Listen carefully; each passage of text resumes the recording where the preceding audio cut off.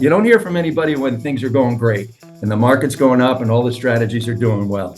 But when it's not doing well, that's when they're calling, and it's really important for us to pick up the phone and make sure that we answer their questions. And that was one thing that early on, I think, definitely got us some traction.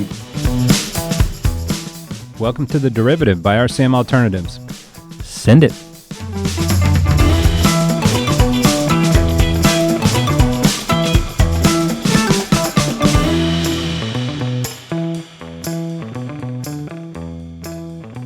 All right, we're here with Brad and Bruce. Hey guys, how are you? Hey, good. Good. How you doing? Could you guys, for those watching on YouTube, who's Brad, who's Bruce? I'm Brad. And I'm Bruce. Love it.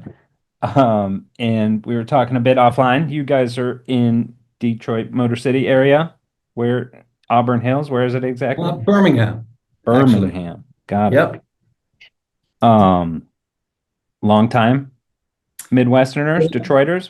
How'd that happen? Well, I'm an East Coast guy. Bruce is a Michigander. Yeah, I was born and raised within 10 minutes of here and went to school in Ann Arbor. So pretty much spent my whole life and career within 20 miles of Detroit. All right. What do we think of this new quarterback, Underwood? Well, so far so good, but I don't know. We've got some tough games coming up, so we'll see. The office is kind of mixed between Michigan and Michigan State. So, obviously with Bruce going to Ann Arbor, he's a Michigan guy, but we've got some state guys here as well. So yeah, but it's always fun when they play each other, for sure. Hasn't been much of a game lately. No. Hopefully I don't stay that way, but that's what I was going to say. Brad's an East Coaster, as he mentioned. When did you came here in? I came here in 03. 03? Yeah, and actually that kind of feeds into what I usually talk about if I talk about how Q3 actually started. So I don't know if you want to jump right into that or not, but jump away. So I'm an East Coast guy, born and raised in New Jersey, and I started on the trading floor and the commodities exchange, actually coffee, sugar, cocoa exchange back in 1982. And it wasn't something that I had planned on doing, but I had a good buddy of mine who was a broker for Merrill Lynch. And back in those days, actually a lot of the big wire houses all had presence on the trading floor, which very few, if any, do now. Merrill Lynch, Pierce, Fenner, Smith? Pierce, Fenner, Smith, and Ziggy. Yeah. And so Matt was a broker for Merrill and coffee, sugar, cocoa, and I was just always kind of interested in that stuff, but never thought it would be anything I would have the majority of my life doing. But one day, he asked me if I wanted to go down to the trading floor and check it out and see what it was like, and I thought that'd be kind of a cool thing to do. And this was for World Trade, which was one of the smaller buildings right next to the two towers. So I went down there with them, and it was a really great experience. And the thing that I think hit me the most first was either you really think it's cool and you want to be there, or you think it's absolutely nuts and you just got to get out of there. It's just too crazy. And I liked it. So Matt got me a job, be a runner. I was a runner for about a year on that with Merrill. And then I got some opportunities to move on to working phones in a booth. And the interesting thing about being down on the trading floor is the more jobs that you have with different companies, the better off you're doing, because they were always trying to poach people and take, talented people. Maybe that's too conceited. I didn't mean it to come off that way. But if they thought that somebody had, was somebody they were looking for, they would just go after you. So the more jobs you had, the better off you were doing. Which seemed to work out for me, because after working with them for about a year, I moved over to the gold pit, and I worked for a company called DLJ, which is also a defunct firm, but back then it was quite large. And it was there really where things started to take off for me, because that was the beginning, 1983, end of 83. And then it was there that I obviously got the opportunity to work for Tudor Jones when he started Tudor Investment Corp back in 1984. So that's what things really took off for me. And I got to work for Paul for 3 years. I even got to trade money for him for about a year.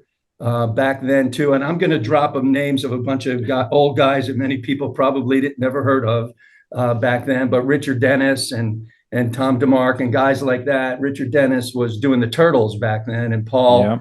felt like he wanted to do something along those same lines. So he grabbed a bunch of guys who he thought were trainable, and there were 10 of us that he got together. And I had already been working for him for about 6 months before he decided to do this. But we worked with him every day and met with him in the morning, met with him in the afternoon. And Do you guys have a traded money. clever nickname for yourselves, like the Turtles? Oh God, he had some names, but it wasn't anything like the Turtles. No, Paul's a great guy, and I haven't spoken to him in quite some time, but those 3 years were just probably the greatest learning experience I could have. Certainly not going to school for business or trading or anything like that. My school was being on the trading floor. I like to say that Paul was my mentor, and the trading floor was my teacher. But it was during those 3 years that I was really impacted by what he talked to us about, and the things that he made us do and look at and learn and read. And then obviously getting the opportunity to actually trade money for him was a great experience. So I left the floor. I got an opportunity to go out on my own in '87. So while I was down on the trading floor during the crash in '87, which was really when Paul kind of made his name on trading as far as a hedge fund manager is concerned. I had my own seat on the cotton exchange at that time, and I did that from '87 to '98, going back and forth. So I was a local most of that time, just trading back and forth. That's why you got a little gravel in your voice. Gravelly in my voice. Yeah. I don't have a New Jersey accent anymore, though, so I have to tell you, because I've been out here since 2003, and so people tell me I don't have that Jersey accent. I Hopefully, bet you do when you go back, though. I probably do, and it's easy to fall into. One real quick story about the floor I think you'll enjoy is that I started in the fall of 1982, and in the summer of '82 is when they actually filmed Trading Places. So I'm sure you're familiar with that movie. Yep. How everybody is familiar with that movie, and they filmed the Trading Places scenes in the exchange at the end of the movie there in the commodity pit, especially in the cotton pit, to be exact, which frozen orange juice was a smaller pit in that section there. And the funny thing is that while I wasn't there when they did that, I came in the fall. A lot of the guys I became really friendly with and good friends with over the years were actually in the movie, because what they did on that weekend when they shut down the exchange, they asked any of the guys if they wanted to come in and be a part of it. So they had extras. Did they give them any money or no? I'm sorry? Did they give them $20 or something to come do it? No, I don't think they gave them anything. I think they just wanted to be there. And a lot of them did show up, obviously, as you could see from the film. But what's cool now is I could watch the movie and I'll see John, and I'll see, I know this guy and I know that guy. And I used to trade with this guy. And I did trade in that pit for a while after that. But had I been there when they were doing the movie, who knows? Maybe I'd be in Hollywood. Your whole life now. would be different. It could be totally different. But so people do remember that movie, obviously, actually more than some of the names that I drop when I talk about the people that I had the opportunity to work with. But so that was kind of cool. And then unfortunately, all the other things that went on after that, the crash in '87, I was there for the bombing in '98, and I had left the floor in 2000, and I was trading commodities off the floor, but a lot of my good friends were still there in 2001. Thankfully, all of those guys were okay, but there were some acquaintances that I knew that unfortunately didn't make it during that awful time. Yeah.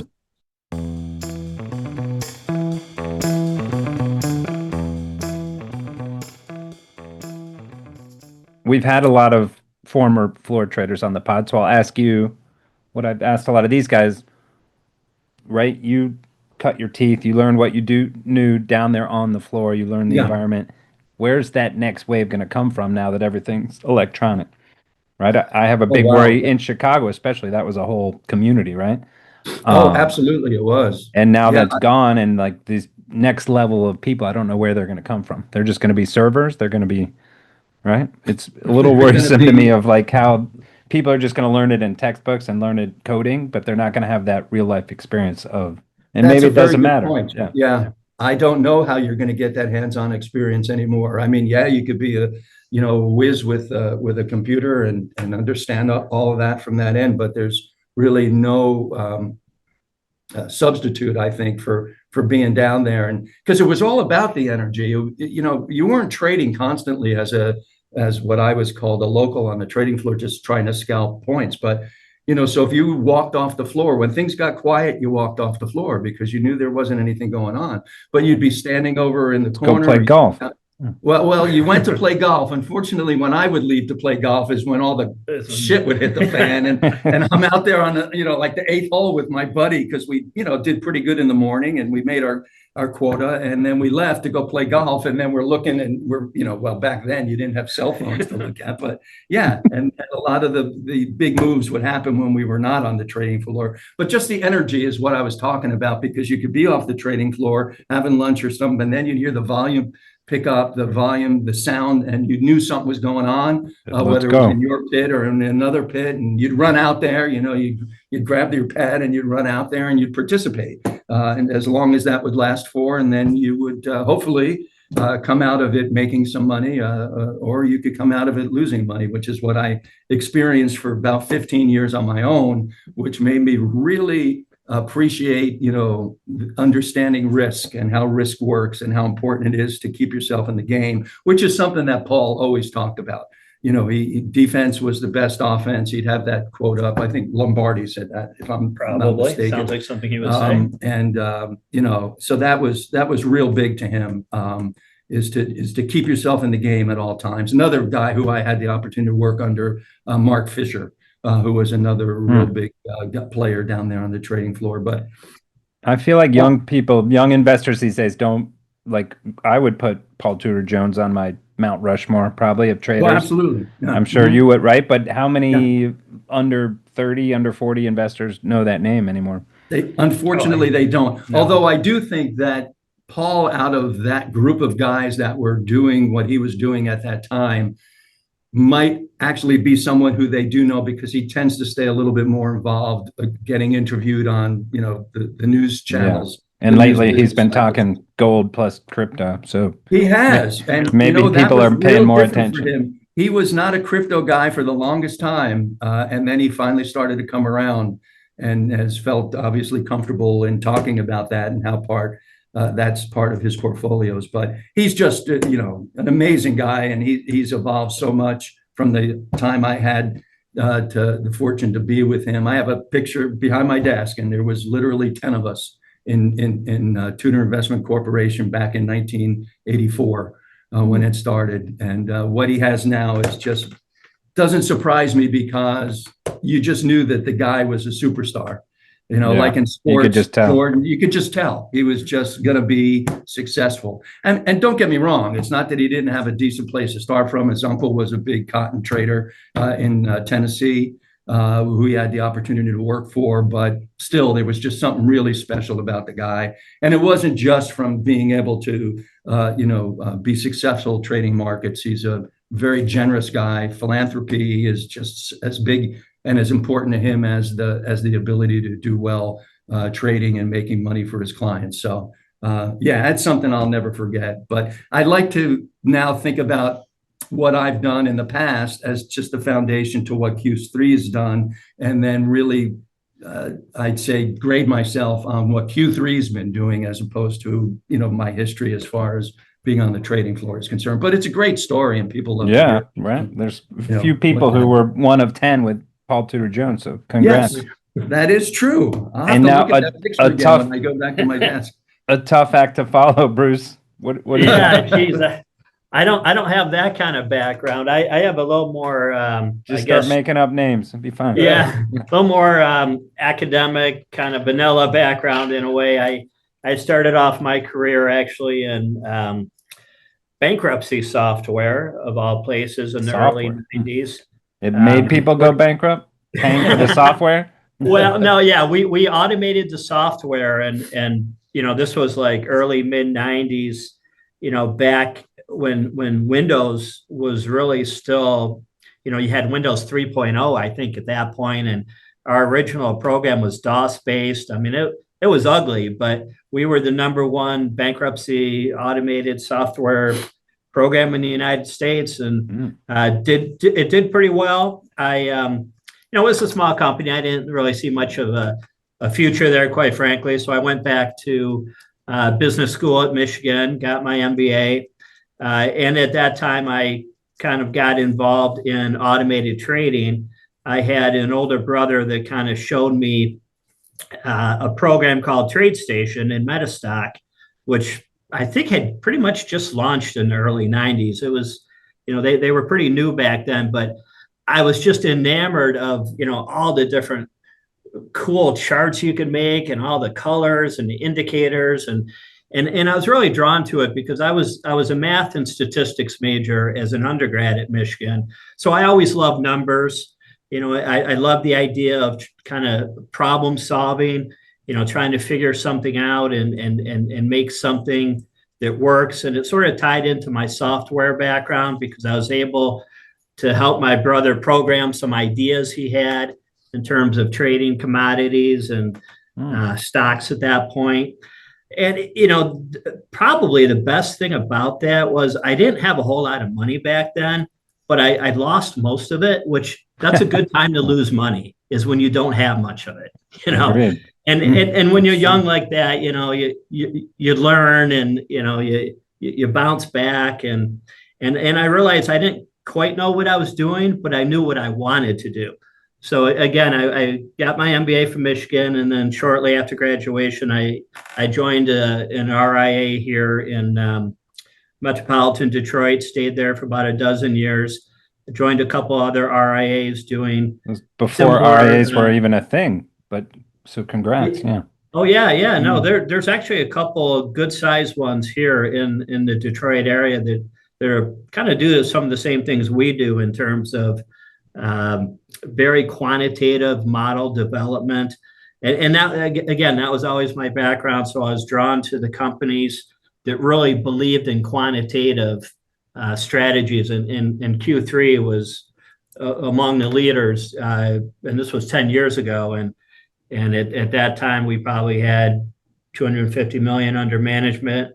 And now we're close to 800 million. So, I picked a great place to land, and they believe in a lot of the same things I believe in terms of managing money using a non-emotional, systematic, quantitative approach, that can be back tested. It can be, defined by a certain set of algorithms and rules, which again always appealed to my background as a math and stats guy. So it's been a great fit, and like I said, I've been here 10 years now. They still have that major there, or is it called like data analytics or something now? My son just graduated from Michigan just this last year, and he was an econ major, but he was looking into a different major. They have a major called, it's like quantitative risk analysis. It's a little more, it's quite a bit different than when I went there 30 some years ago. It's a lot more kind of robust in terms of, the risk and kind of different ways of measuring risk, whether or not you apply it to the financial markets. There's a lot of these companies that like to hire people with a background in coding, statistics, mathematics, that kind of thing. It seems to be a real big area right now, at least at U of M. So at least there used to be before AI, but that's for another podcast. Well, yeah, right. There used to be an appetite. Years, that's changed, right?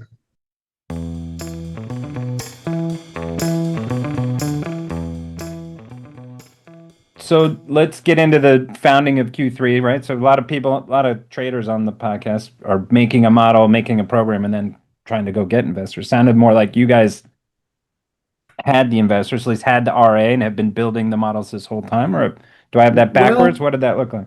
no, it's not necessarily backwards, but when I moved out here in '03, having come from a commodities background, I started a commodities firm is what I was looking to do. So I had an online presence, and that's where my partner Adam actually saw me. He liked what he read about me. He was a student of the markets. He actually traded in Chicago for a couple of years on the CBOE. So seeing my background, he thought I'd be somebody that he would like to get in touch with. So he just called me up out of the blue, and we had a short conversation on the phone. We decided to meet at a coffee place. It's Caribou Coffee. I don't think they had Starbucks back then. And Wasn't that long ago. 2003. I think they had Starbucks in Did they? Michigan, didn't they? I don't know. Anyway, it wasn't a Starbucks because I don't like Starbucks. But anyway, so we met and we just really hit it off. And our love for the markets and our backgrounds from the trading floor, and we felt, and again, not that it was something totally new at that time, but the idea of kind of giving hedge fund type of opportunities to the retail investor was something we thought we could do really well with. So we started our own first strategy. We called it absolute return strategy. Can't remember the exact name of it, but we started that, and we raised money from family and friends. So we didn't have anything in place other than a strategy that we thought had some potential and some very willing family and friends to give us some money to actually trade it, which we did.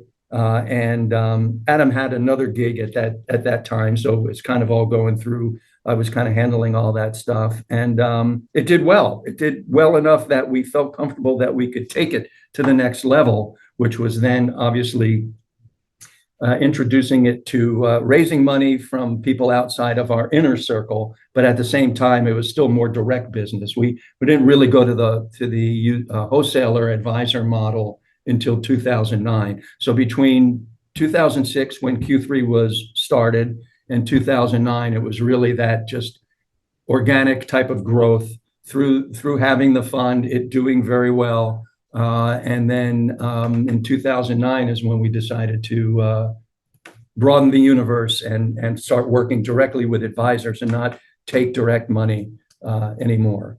And that's when we brought on people. Oh, you've been here a while now, haven't you? 10 years. 10 years. Geez. Okay. So so and the whole thing's, Jeff, has been organic.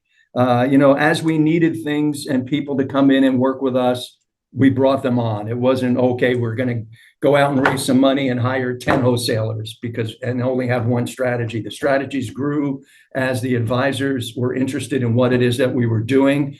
So we were tactical right out of the gate. And it was more of a niche type of a situation. So we weren't looking to get entire portfolios at that time. We were just looking to get a percentage that would be interested in non-correlated, absolute quantitative type strategies. And then as we started to grow with that, in speaking with the advisors, they'd say, well, sometimes we like what you guys are doing. Can you apply it a little bit more to something that has more correlation to it? Because we think that's something we could sell along with the totally non-correlated types of stuff. So that's how things just really started growing. We brought Bruce on, a couple other guys here. The one thing that I learned from Paul is if you surround yourself with really, really good people, it's only going to make you that much better. So that's what we did. And right now we went from just Adam and myself to 14 employees now, which 5 wholesalers, a couple internals.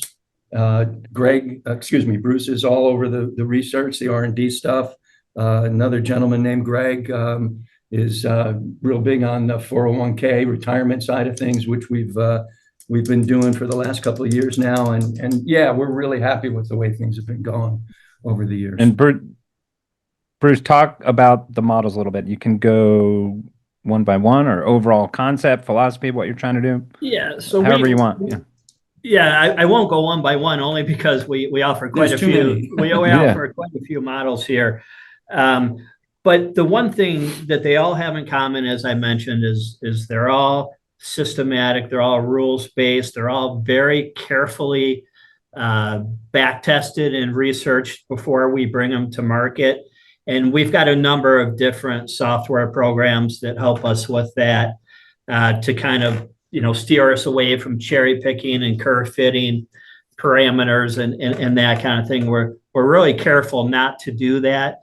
What I always like to tell people is we put a lot of research in up front so that we don't have to tweak the models once they get launched to market. Once we launch a model, it's very rare that we change it, going forward, unless there's some type of systemic, change in the markets, or, there's certain mutual funds that no longer want to work with us, and we might not be able to use those.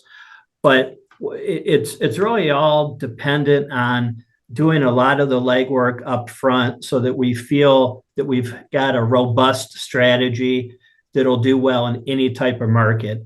And most of our strategies are, as Brad said, tactical. Now, tactical is a tough term in the industry. Everyone kind of uses it in a different way. Yeah. What do you mean by?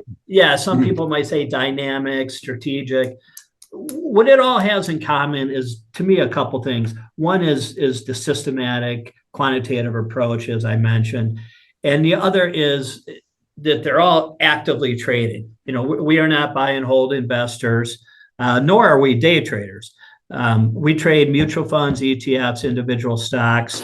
Most of our models trade on. And we're talking your SMA side of the business, right? Yeah. Yes, the SMAs. Yeah. Most of them trade on a weekly basis. We've got some that trade on a daily basis, kind of the true tactical models that go all in or all out of, the equity markets. The S&P 500, NASDAQ 100 usually are our investment vehicles. We've got other models that are a little more longer term that trade on a 30-day or 45-day basis. But, again, what ties them all together is the belief that we can create, efficient and meaningful trading systems to deliver, outsized risk-adjusted returns by, a combination of believing in how they've done in the past, with the fact that active trading enables us to always kind of jettison the losers in the portfolio and always buy what's doing well. Another thing I'd like to tell people is we often sell on strength, but we buy what's stronger. So, we're momentum investors, we're trend followers, but we've also got mean reversion models that, in fact, one of our largest models right now, and it's the basis of our QASOX mutual fund, is based on a very unique mean reversion model. But again, it's quantitative, it's systematic. So that's really kind of the driving force of everything. What would you say to like a Josh Brown or Barry Ritholtz or something who's like, what are you doing? Just buy and hold, right? This isn't that hard. Everyone's trying to own equities. Equities only go up, yada, yada. That kind of traditional RAA argument is like, hey, just buy and hold and we'll help pick some winners over time. But basically, you just want to be in the S&P and hold it for as long as possible. I mean, we've heard that argument since the beginning of time. I mean, like I said, I've worked in similar RIAs for 30 years, and that's always something that we come up against, especially in a bull market with not many pullbacks. It's so easy just to say, well, look, the S&P has been up an average of 15% over the last 5 years. Why do I need you guys? Well, I mean, there's a lot of opportunity in between. Well, that's a good point. Yeah, that's actually, I really like that answer. Most people just say, well, there are going to be those times like, 2000, 2001, 2008, even 2022, and the S&P is going to drop double digits. And wouldn't you like somebody that's actively reviewing your account to get you out and potentially, preserve your capital? So, but you're not always going to be right. You're not always going to sell at the top and buy at the bottom. But, that is a big part of the sales pitch. But I like Brad's answer. What he's referring to is, and I think we saw it a lot in 2023 and even 2024, where, you look at the market and you say, well, the S&P was up, whatever, 20%. But throughout the year, you've got other dynamics happening. You've got small caps that might go on a 5 or 6 or 7 week rally.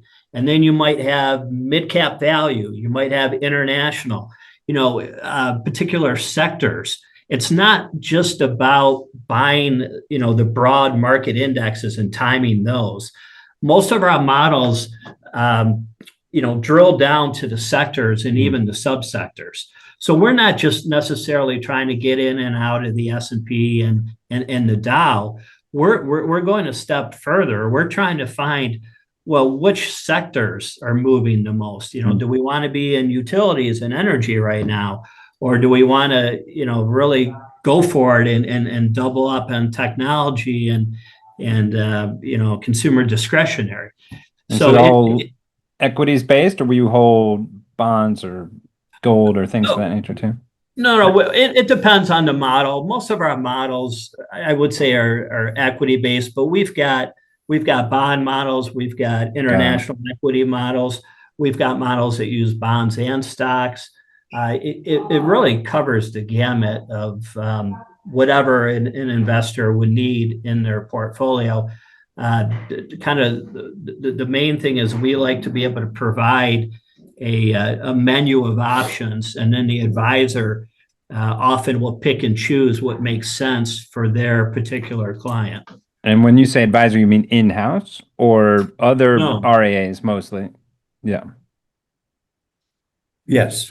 Other RIAs or other advisors that work for smaller independent BDs. Got it. And they're using you like as a OCIO. Exactly. They're using us for our models.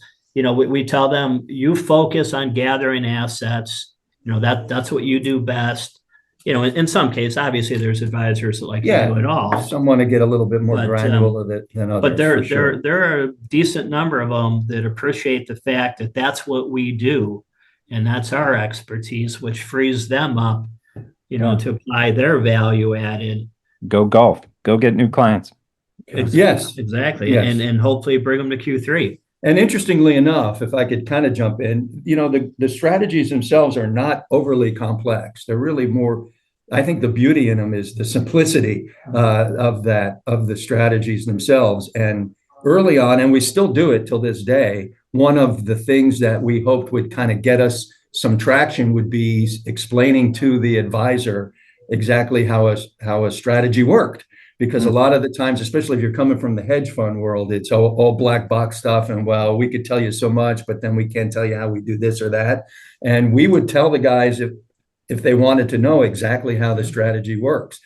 Some guys do and some don't. And that's really up to them. But if somebody really wanted to take a deep dive into the strategies themselves, we're more than happy to do that with them. We're not worried about anybody running away with I think holy grail. I think it gives them the confidence. It does. It gives them a confidence in us too. And I think it gives them a level of trust. Yeah, quite honestly, that we want you to understand how it works, because there will be times that it's not going to work, right? Absolutely, like everything else. We might go through a couple of weeks where the market's choppy and it's just not the type of market that works well for trend following. We want them to know why.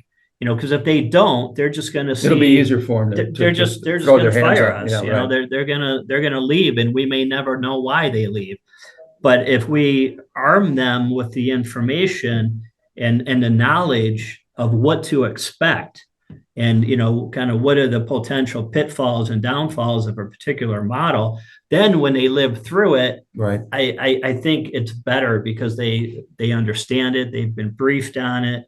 And it doesn't come as much. And we always pick up the phone, because you're going to get the guys that call. You don't hear from anybody when things are going great and the market's going up and all the strategies are doing well. But when it's not doing well, that's when they're calling. And it's really important for us to pick up the phone and make sure that we answer their questions. And that was one thing that early on, I think, definitely got us some traction, especially the fact that they could speak to the two guys, Adam and myself, who own the company. A lot of the times you call any of these other firms, you're not going to speak to the head people by any means. So, so that's something that we said we were going to do right from the beginning, and we've done it ever since, and we'll continue to do it. I've got a lot of RIA buddies here in Chicago, and they're half psychiatrist a lot of the times, especially in a down market, right? The clients are just calling, they just want someone to talk to. You sure everything's going to be all right? Yep. Oh, yeah. So I'm sure they're calling you. Hey, you sure everything's going to be all right? Okay, hang up, call the client. Yep, we got it. Here's how the model's working.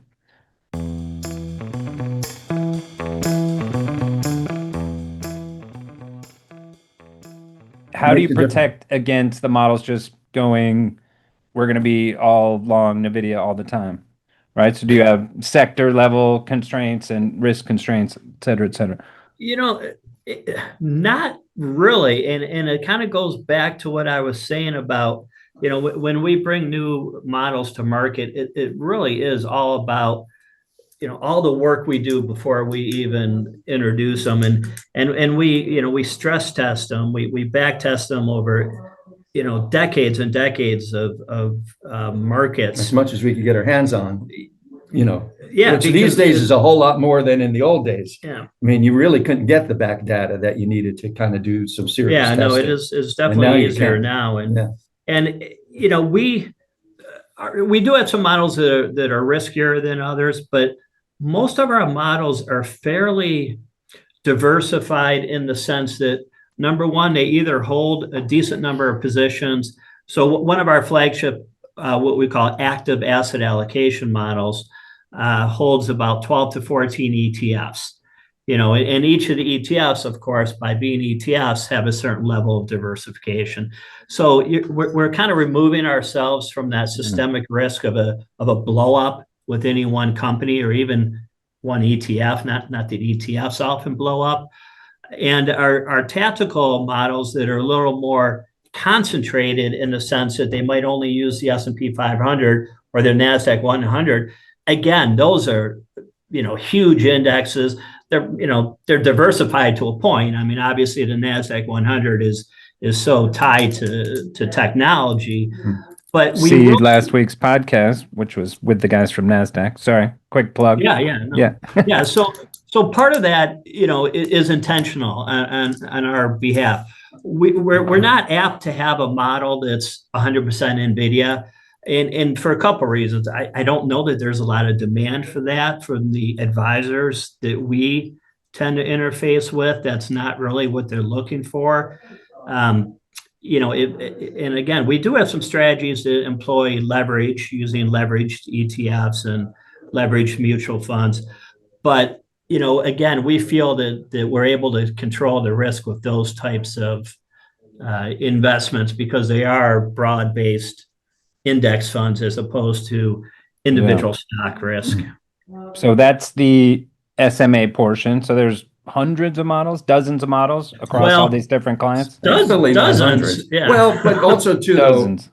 Each one has a risk profile associated with it. So one strategy actually could be looked at as three, but it's really only one. So I don't know. Yeah, I mean, we've got. It seems like too much work for you guys. But maybe that's why now we have. It depends on the platform we're trading and how much work it is. We've been we've spent a lot of time coming up with very efficient ways of trading, to obviously to reduce any kind of trading errors and to make it efficient to trade all these different models. And we, I think, as Brad alluded to, we operate on a number of different TAMP platforms, 5 or 6 at least with our models on them. But we've really got it down to a kind of a well-oiled machine, and we get the trades out every day. And then I'm guessing somewhere along the way, someone said, well, I don't know which of these models I want or need. Just what do you think's the best? What would you do? And that was somewhat the genesis of the mutual funds and ETFs and whatnot.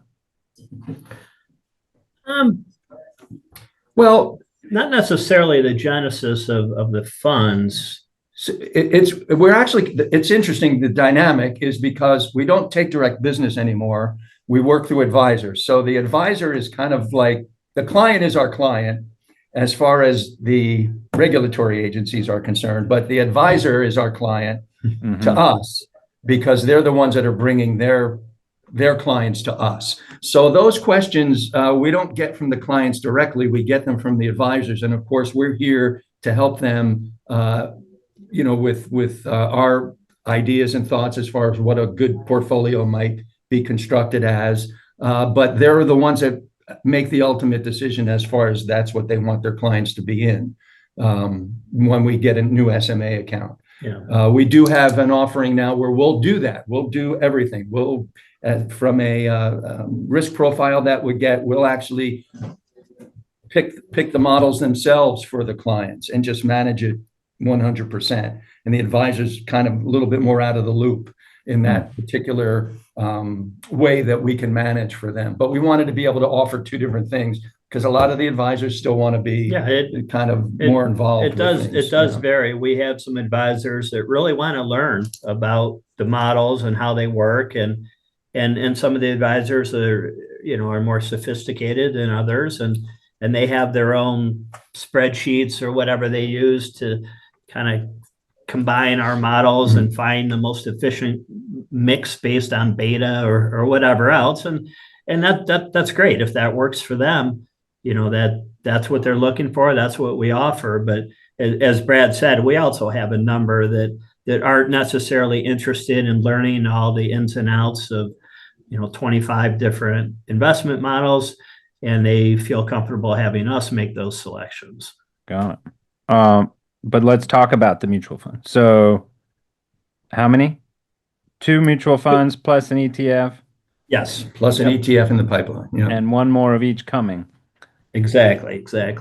So yeah, in both cases, well, in all 3 cases of our current funds, 2 funds, 1 ETF, they were all launched with the idea that we were going to essentially transition the SMA assets, AUM, into the funds. Because as Brad mentioned during the onset, the funds are they still remain part of our SMA. So just to use an example, we have an SMA called Bull Cipher, which is the mean reversion approach I talked about. We've been running it since 2016 as an SMA. Great track record. In April of 2023, we transitioned it into a 40 Act mutual fund. And what's nice about that is we were able to seed that fund with 30 or 40 million right out of the gate, pretty much right out of the gate. And if you know anything about launching a fund or ETF, it's a lot of money and it's a lot of work. It's a lot of time. It's a very steep learning curve. But one of the best things you can do to kind of get off on the right foot is to be able to seed it, with at least 10 or 20 $million. Then it has a history too. Well, yeah, track record sure. Because then we're able to kind of market you can't directly port the performance into which you could back in my old days. Like a few of those first ones that started ported and raised $1 gazillion. And you still kind of can, and very limited. Morningstar's got the dotted line now. It's very tricky, and so there is that. That is sort of one of the drawbacks. So those were private funds that converted, or there were a few SMA accounts that converted? No, in our case, they were SMA accounts. Yeah. Mostly we see the private fund converts, but this is right. Yeah, we've seen that. Getting way inside baseball now, but interesting to me. Yeah, so it was a little easier the way we did it because we didn't have to kind of jump through those hoops.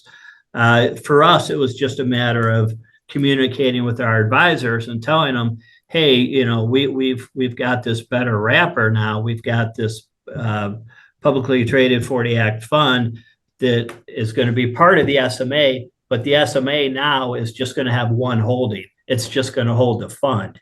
So it does a couple things. It makes our lives a little bit easier, quite frankly, because no longer do I have to trade that particular SMA at 5 or 6 different platforms, all by 3 o'clock Eastern time. I know that all the trading is done within the mutual fund, QASOX, which we obviously have to trade that fund, but it's just a once a day, the fund doesn't necessarily trade every day, but it is an actively traded mutual fund. But it made that a lot easier because we could offer the SMA at some of these temp platforms that have been sprouting up across the marketplace. And then But there still are SMAs that run individual models, right? Oh, You're yeah, saying yeah. the one that converted only holds the mutual Yeah, fund. yeah, and we've converted 3 such SMAs, one corresponding to each of our 3 funds.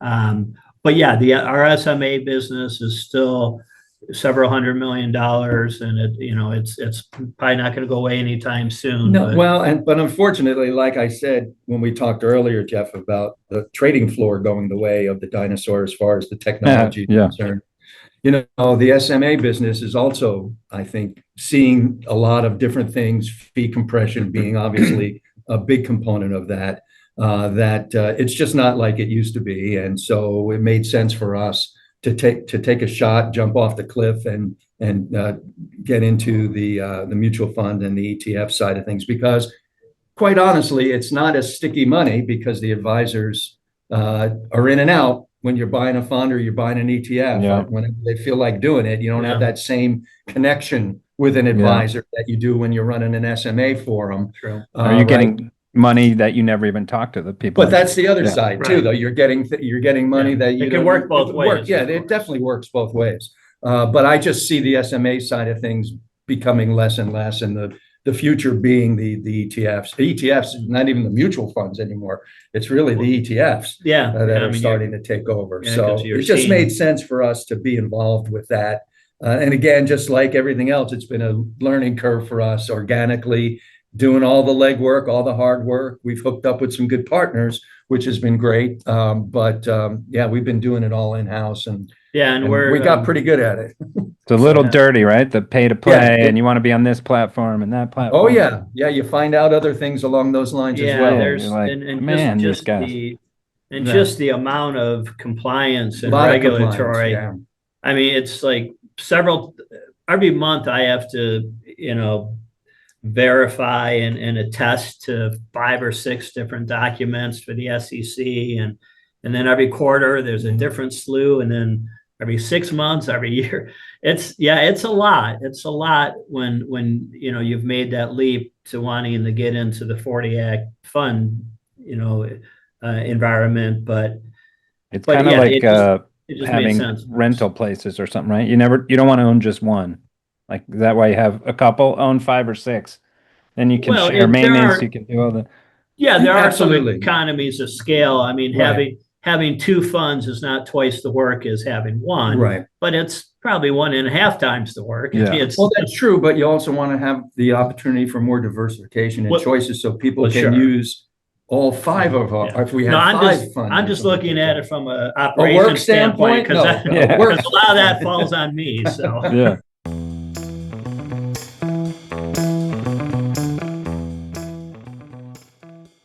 Give me the rundown on what each fund's doing. So the QASOX is mainly mean reversion, or it's got so too much stuff to what I talk would about. call our flagship fund. We've got about 230 million in it, just in about a little over 2 years. Yeah, we really like that one. It's really unique. Without getting too much into the weeds in terms of the algorithm, it's a short-term mean reversion fund that looks at the S&P 500 and the NASDAQ 100 over short time periods, 1 day, 3 day, 10 day, and it basically buys the dip. So if the markets trade in the lower range of their respective range, we buy, and we wait for that, that bounce that normally comes. It doesn't always come, but and then we get out on a bounce. So the average trade might only last 1, 3, 4 days, but it's just all about getting in, getting out when the opportunity presents itself. It seems that's been the flavor of the month for the past couple years, at least, right? A lot of buying the dip, a lot of selling any volatility spikes, right? Yeah, From my other world in options and volatility, like people are loading up on that trade as well when there's a dip. I think you certainly hear that, but again, I don't know of any mutual fund or ETF that explicitly trades that way. Now, I'm sure there are some of these, global macro funds or long short funds that don't necessarily disclose exactly how they do everything. That might look at some mean reversion setups. I can't say we're literally the only one, but we that's all the fund is. It's 100% mean reversion. One of the other unique aspects of the fund that we just started in November of last year is we got away from trading ETFs and it trades futures. So we're able to kind of offer that preferential tax treatment, the 60-40 capital gain split. It frees up 85% of our AUM to put in short-term bonds. Portable alpha there that helps. Right. And not going to hurt. That's why you're on a podcast called The Derivative. There you go. You're preaching to the choir. Preaching to the choir. There you go. And obviously, as you know, and your listeners know, the S&P 500 and the NASDAQ 100, are among the most liquid derivative markets. So, with our 250 odd million in AUM, we're not running into any capacity problems. Blipping on the radar. Yeah, and then we could scale this fund into billions of dollars. And the bigger problem with using futures, the roll cost and the remember total return, the dividends, everything. But if you're just 1 to 3 days, that's out the window too. So yeah, but there is some of that, and as we get bigger, and we hope to have this problem, maybe we would even start looking at swaps and some other ways to effectuate the trades. Yeah, love it. All right, next. So that's the flagship. What do the other guys do? Our other mutual fund is QAITX. It's a all-season tactical unconstrained growth.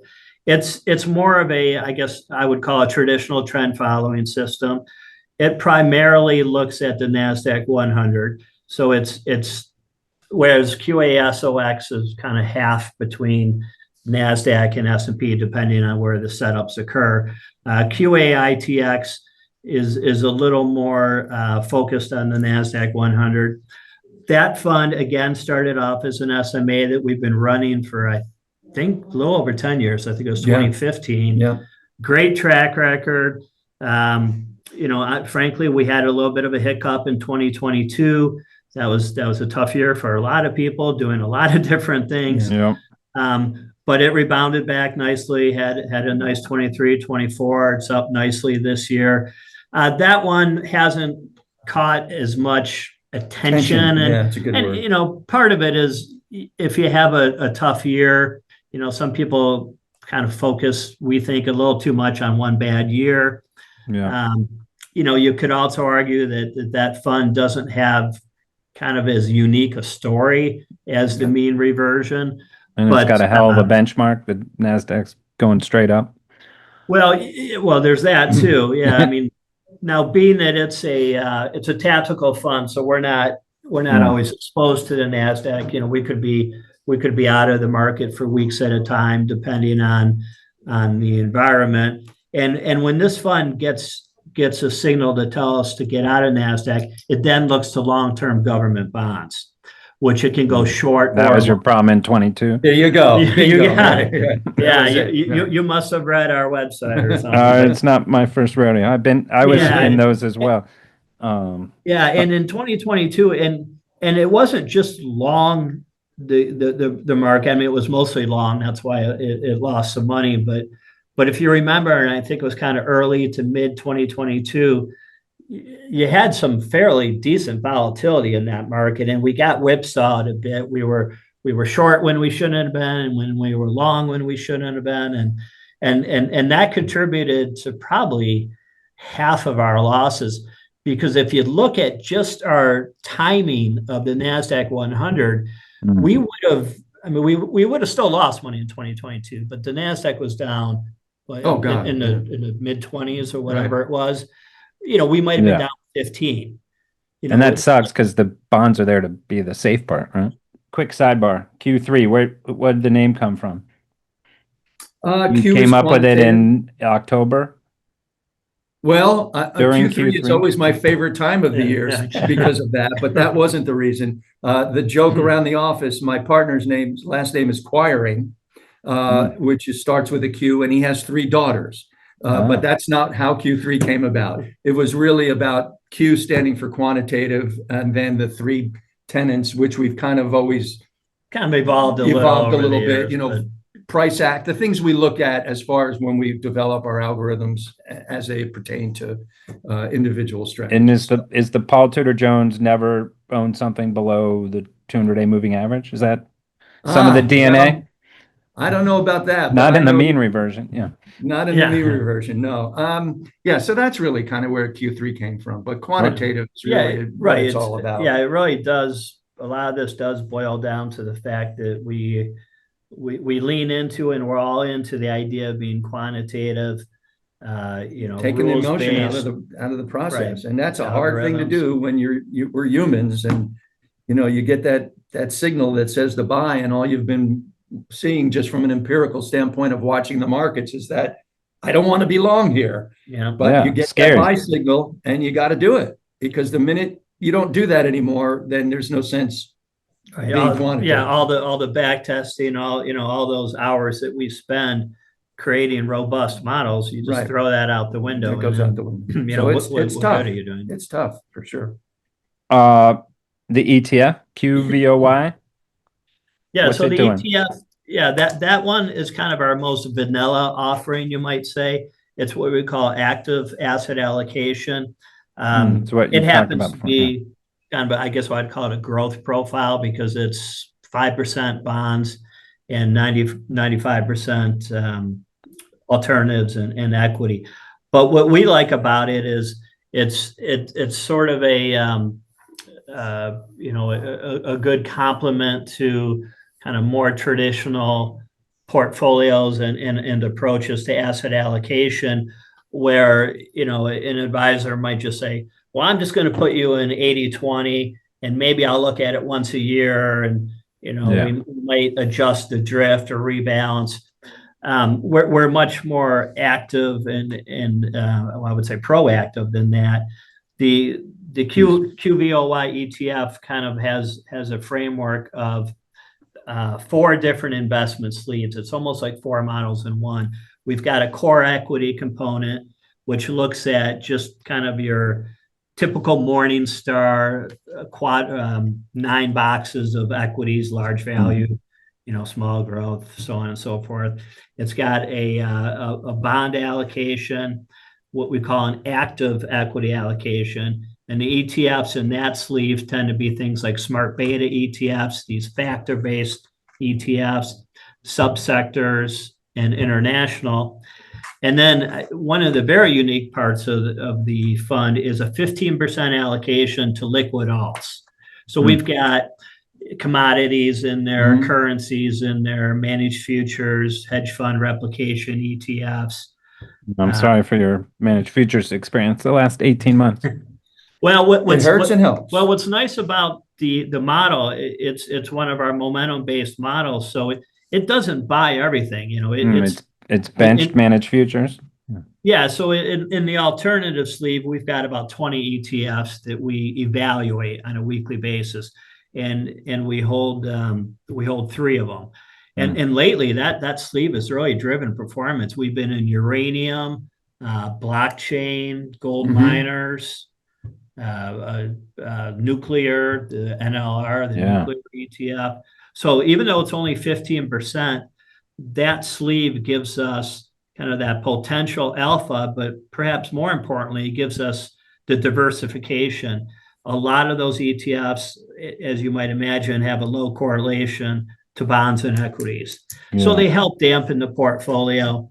So QVOY is sort of our, it can be a core holding in somebody's portfolio. Frankly, the V for vanilla? What's that? Yeah. Is the V for vanilla? I remember that. I mean, it's not quite, it's vanilla for Q3. Yeah, but exactly. in the industry, it's really not vanilla at all. That's true. I was going to argue that with you. Like, doesn't sound too vanilla, but I was. Yeah, no. You can make your argument along with me. But yeah, so it's a that one has done well this year, up about I think about 14, 15 on past performance. Yeah. Well, and then because you guys don't have enough going on, you're launching 2 new ones coming up. Yes. Tell us why you need new ones and what they're doing. Yeah, so the one is technically in the SEC quiet period, so I can't get too Yeah. much into Okay. the details, but I can tell you it's a tactical ETF that's fairly actively traded. It's going to trade the NASDAQ 100. One of the things that's unique about this one is it'll use leverage up to 1.5 on the long side and the inverse side, which is a little bit new for Q3. I mean, we've had SMAs in the past that use leverage, but frankly, we've always tried to temper that a bit because we know the minute you start using leverage, things can get away from you, quite frankly, on the downside and upside. But this ETF, we have launched it with partners that we've known for over a decade. And again, we've got some real time performance on the methodology that goes back up to 20 years. So we feel very confident. We've already got a large network of advisors that have indicated to us that they would be willing to put money into it almost from day one. We've got an SMA with close to $30 million that will be able to seed it almost from day one. So that one we're really excited about. And it'll be a good complement to QASOX, our other flag, our other tactical model, because even though they're both tactical, they're both actively traded, they both trade the NASDAQ 100 for a variety of the trades. They use a different methodology. You've got one that's mean reversion and one that's it's a number of different models, but it's a little more trend following, relative strength. So when you combine the two, and we're all about trying to combine models, we don't want our advisors to put all their money in one basket. We've seen how that can turn out, quite honestly. And so what's nice about this is it'll play really well with our existing offerings and really help create some additional diversification. Right. And then next year, tactical high yield, we're looking at for next year to come out with a high yield, which we already are running as a SMA. Yeah, and again, we've had an SMA for about 5 years. That's what do they call those themselves? Unconstrained bond funds, basically. Yeah, I think that's more go anywhere and buy different bonds. So this will be more buy and sell. One of the things we've learned with working with the SEC is they have this new naming convention that I think came out a couple of years ago that says, if you have something in the name of your fund, like large cap, you better have large 80% of holdings better be in large cap. And they've really kind of come down on that. And we had wanted to call this fund, Q3 all season high yield or tactical high yield. Not all weather, Brad? No, not all weather. No, all season. All season. Mr. Diallo saw about that. But we got to thinking, well, wait a second. It's like so much of what we do, it's a tactical approach. There are times that we don't even want to be in high yields. So we thought, oh, geez, we're going to run into a problem with that because we can't call it high yield unless we are in high yields. And I think it's 80% of the time they require. Yeah. So that one, we'll see what we end up calling it. We may just call it Q3 all season unconstrained bond or strategic income, kind of one of those names that kind of cover everything. Hey, SEC, if you're listening, let these guys have some fun. Let them name something not so boring, right? Unconstrained is systematic income. People fall asleep.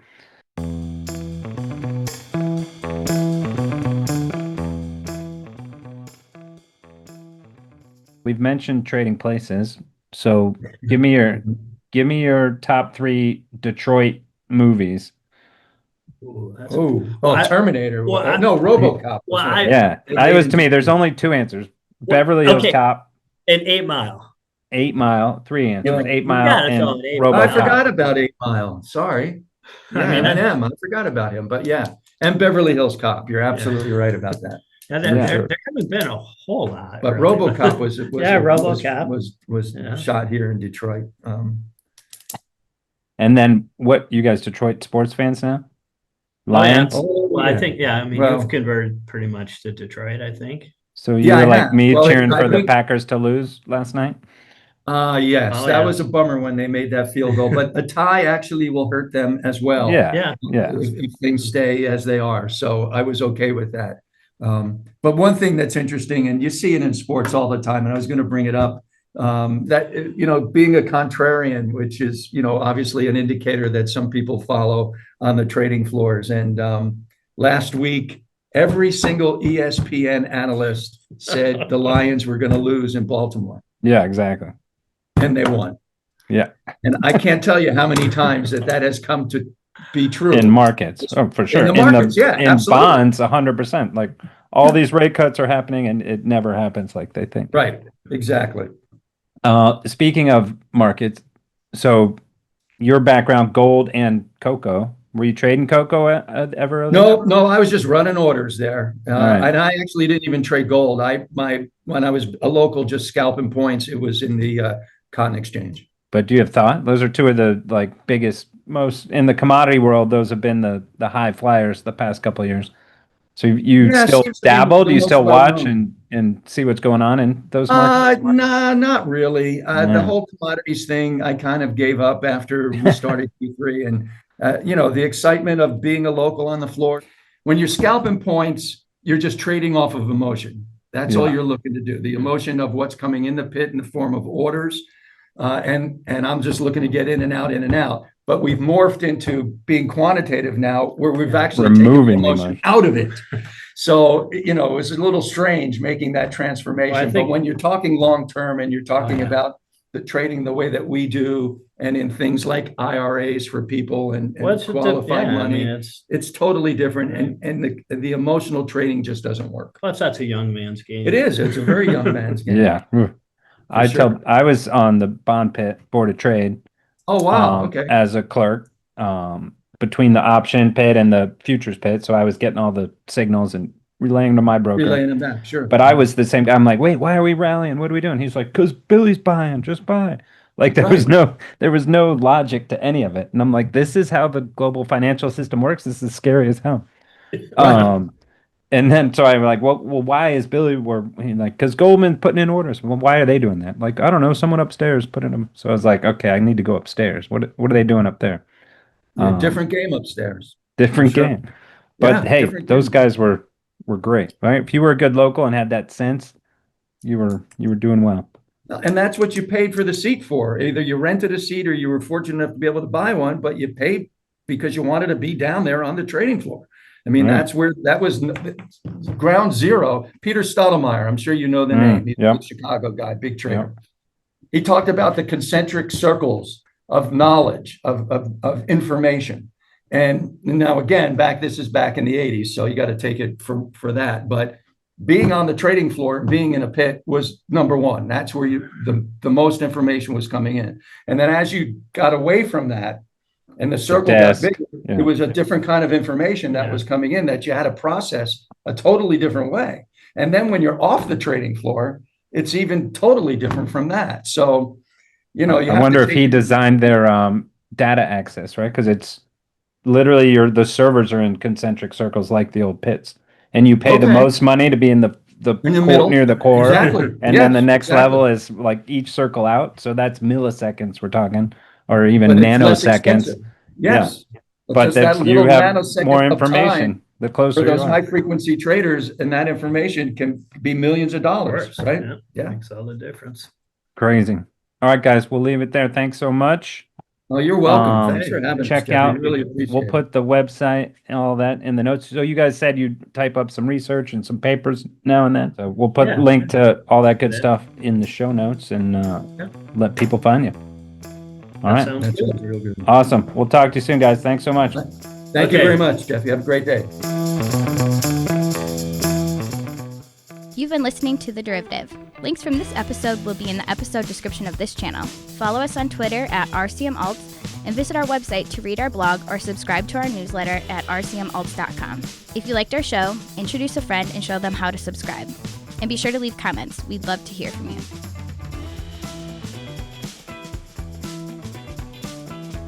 This podcast is provided for informational purposes only and should not be relied upon as legal, business, investment, or tax advice. All opinions expressed by podcast participants are solely their own opinions and do not necessarily reflect the opinions of RCM Alternatives, their affiliates, or companies featured. Due to industry regulations, participants on this podcast are instructed not to make specific trade recommendations nor reference past or potential profits, and listeners are reminded that managed futures, commodity trading, and other alternative investments are complex and carry a risk of substantial losses. As such, they are not suitable for all investors.